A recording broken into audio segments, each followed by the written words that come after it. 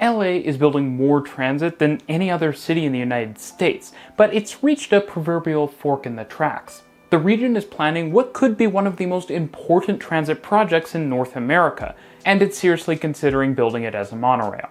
So let's talk about the project, how things came to this, and the transit potential this project has if the city and LA Metro can navigate this single-railed minefield. The LA region is divided by mountains to the north and the east, which can make getting around very difficult. This is because major roadways are funneled into narrow mountain passes, like Sepulveda between the San Fernando Valley and the west side. But such passes are often hard to traverse outside of a private vehicle. Even in a private vehicle, given that there's mountains on both sides, just adding one more lane, bro, isn't exactly an option here. It's very much a rock and a hard place type of situation.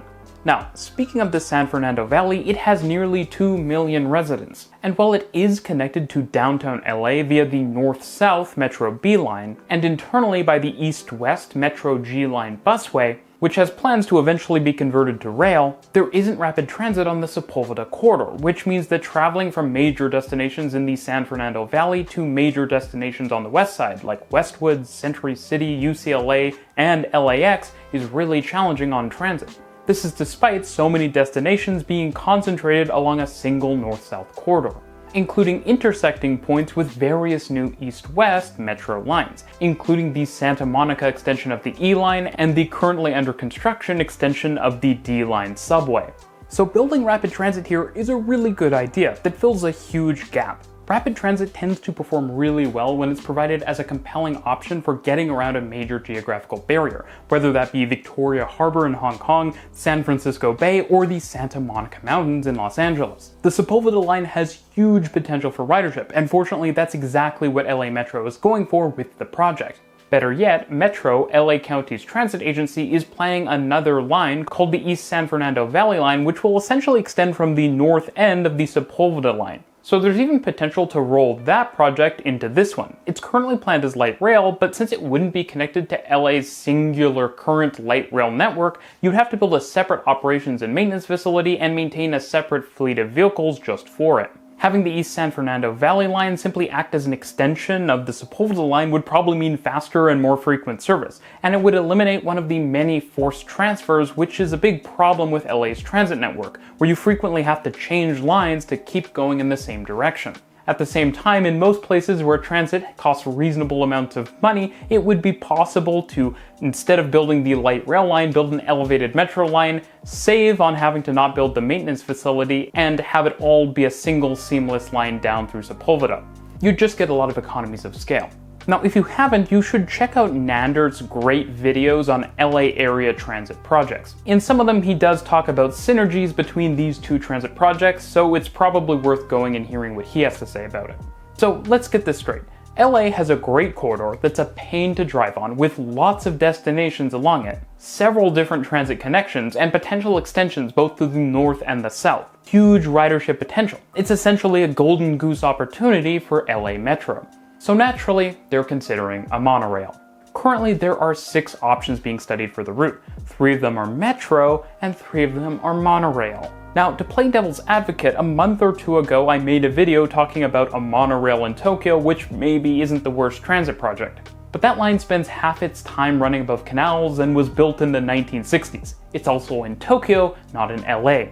If there was a place where monorails make sense, it's not here.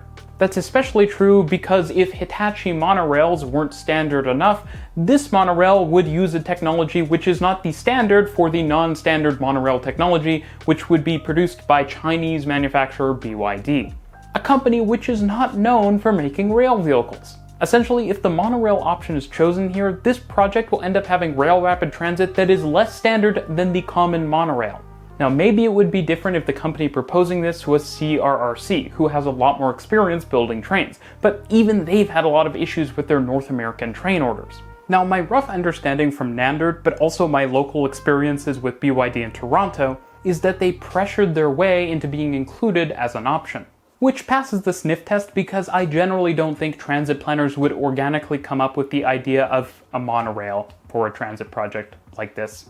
I mean, there's literally a Simpsons episode devoted to a grifter who goes around selling monorails to small towns wanting to be big towns.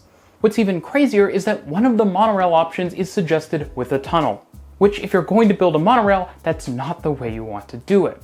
Now, BYD possibly pressuring its way in is bad enough, but they also have a history of providing bad products, at least in Toronto. The buses delivered to the TTC for its electric bus pilot project were delivered late and had tons of problems. Given the problems of the past, it may not be a great idea to entrust them with a multi-billion-dollar rail project that's so important for the LA region, particularly if it's not guaranteed that the line will be made so that it's compatible with Hitachi monorail vehicles, so you at least have two competing suppliers for vehicles in the future. What's also interesting is that since most of the monorail options would be fully elevated, they provide worse connections to Metro's under construction D-line extension as well as Westwood than the mostly underground Metro options. More or less because they're sort of limited to following above ground linear infrastructure that already exists. And so in what I initially saw as a very strange decision, as part of one of the monorail proposals, there's also an additional proposal to connect Westwood with the monorail with electric buses. But then I thought, yes, BYD. BYD.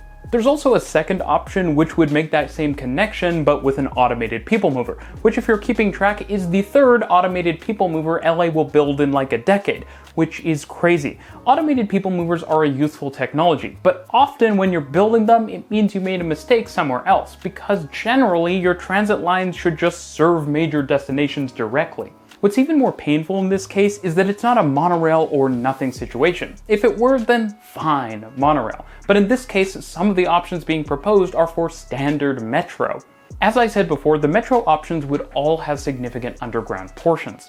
But some of the options do have the line above ground for much of its route in the San Fernando Valley. And two of the three options have trains elevated at the north end of the alignment to connect in with the yard that would be located there. Now, a good reason to choose Metro for this project is that it can go faster than monorail.